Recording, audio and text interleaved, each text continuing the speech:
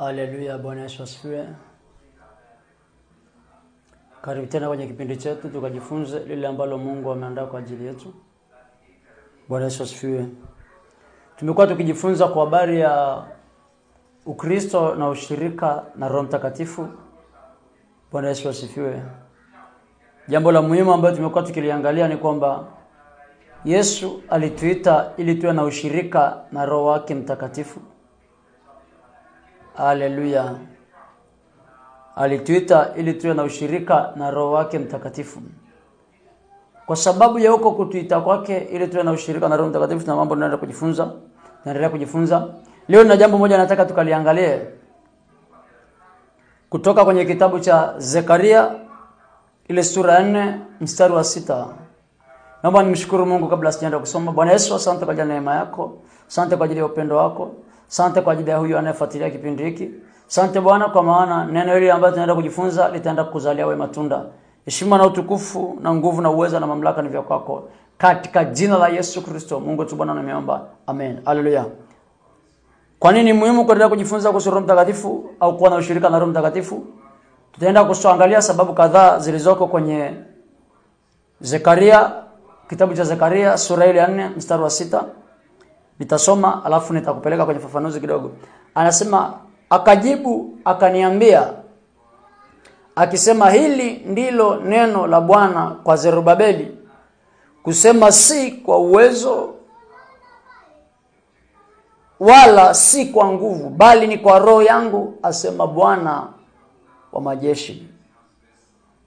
Nani wewe mlima mkubwa mbele ya Zerubabeli? Utakuwa nchi tambarare, naye atalileta lile jiwe la kuwekwa juu kabisa, pamoja na vigelegele vya neema ilikalie. Haleluya.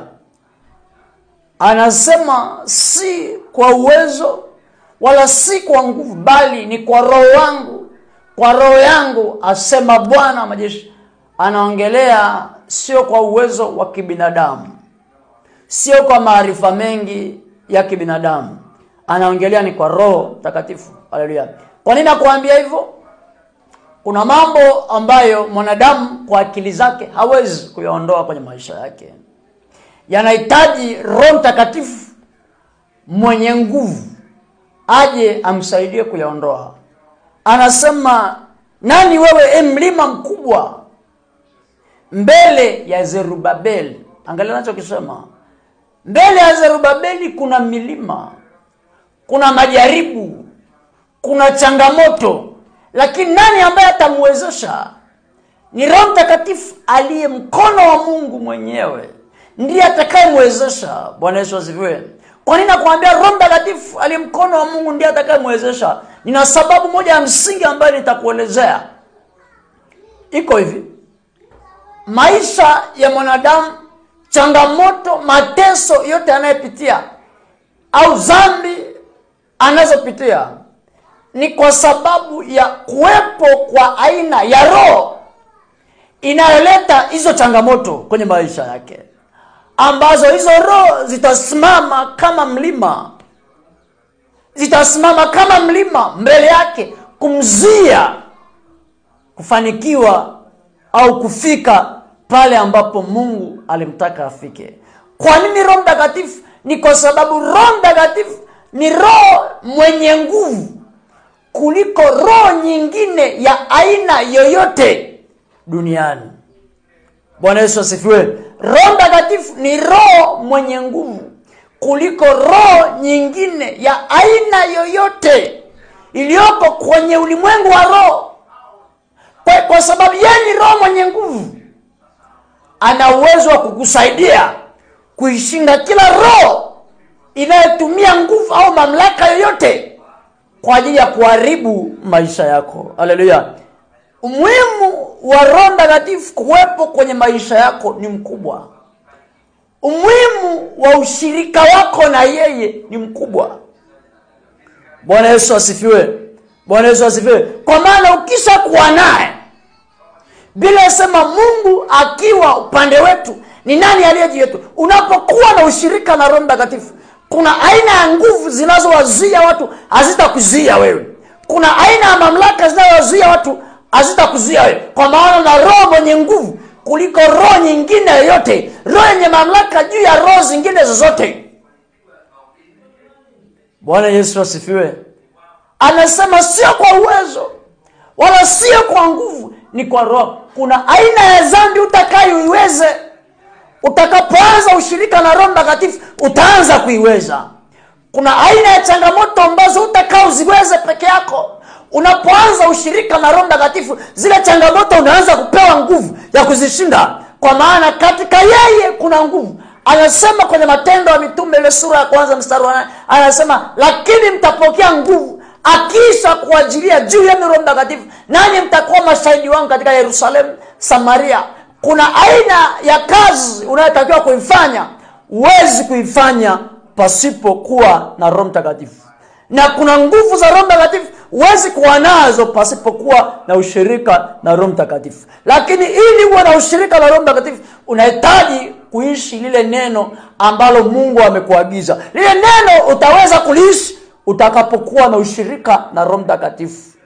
Bwana Yesu asifiwe. Ushirika wako na Roho Mtakatifu itabidi uwe unaomba, unasoma neno, tulishajifunza hayo. Haleluya. Lakini nimekupa mstari uone kitu ambacho kimeandikwa kwenye mstari. Anasema sio kwa uwezo wala sio kwa nguvu, ni kwa roho yangu, asema Bwana wa majeshi. Roho Mtakatifu ndiye atakayechukua neno la Mungu lililoandikwa kwenye Biblia na kulifanya kuwa halisi kwenye maisha yako. Haleluya. Roho Mtakatifu ndiye atakayechukua neno unaloliona, Biblia ulionayo, ikawa halisi. Maana yake kile ambacho Biblia inatamka kikawa halisi, kikazirika kwenye maisha yako. Ni kwa njia ya Roho Mtakatifu pekee itawezekana. Bwana Yesu asifiwe. Nataka nikuonyeshe tena kwenye Luka sura ya 1 mstari wa 30 kuanzia 34-35. Luka ile sura ya 1, nataka nikuonyeshe jambo la msingi pale ambapo litakusaidia pia.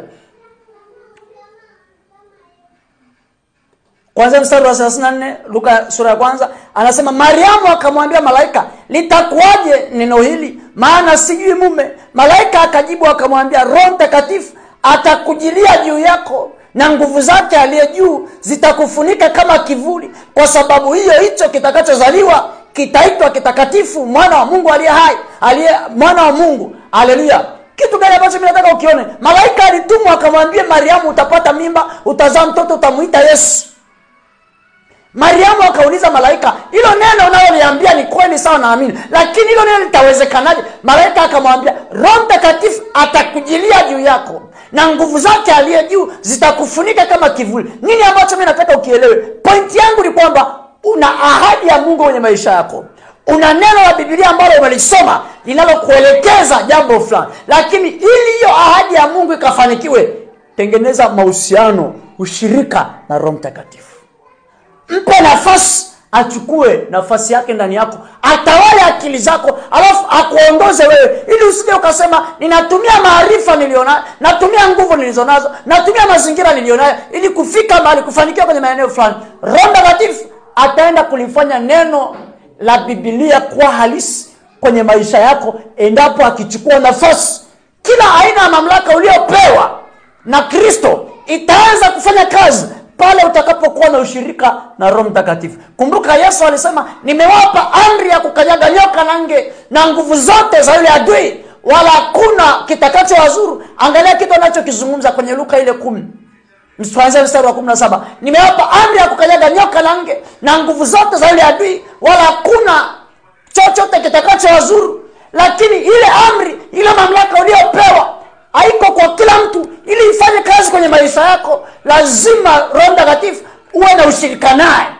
Ndiye atakaye activate ile malaika, ile mamlaka uliyopewa iwe hai, iweze kufanya kazi. Ndipo atakapokuwezesha kulitumia lile neno. Unapolitamka linakuwa mamlaka, linakuwa nguvu, linakuwa kama nyundo ya kuharibu mipango yote ya adui. Kuna mchawi lakini ana nguvu kuliko wewe. Kwa nini sometimes unaishi kama ana nguvu kuliko wewe? Ni kwa sababu yeye ana ushirika na roho zake, mapepo na majini. Kuna maroho yako kwenye maisha yake yanayomwezesha kufanya anachofanya. Lakini wewe kuwa na ushirika na Roho Mtakatifu kupitia jina la Yesu Kristo, kupitia huo ushirika unapewa nguvu za kumshinda huyo mchawi, kushinda hilo tatizo, kushinda hiyo roho, kushinda hiyo dhambi, kushinda mazingira yaliyotaka kukuharibu katika jina la Yesu. Bwana Yesu, namuombea huyu mtu kuanzia sasa hivi anapoenda kusoma Biblia na kuwa na ushirika kuomba, naomba ile Biblia ikawe halisi. Ukae mwalimu wake na kumfundisha kuifanya ile Biblia na ile neno liloandikwa kwenye Biblia likawe halisi kwenye maisha yake. Bwana, na mkabidhi mikononi mwako Roho Mtakatifu, endelea kulihuisha lile neno ambalo umeweka ndani yake, yanapoendelea kuishi kwenye ushirika na wewe. Roho Mtakatifu, naomba ukamwezeshe, ukapulizie pumzi ndani yake. Bwana, ile mamlaka uliyoiachilia kwake, ile ahadi uliyoiachilia kwake ikawe halisi kwenye maisha yake katika jina la Yesu. Amen. Mungu akubariki. Tukutane kwenye kipindi kingine. Amen.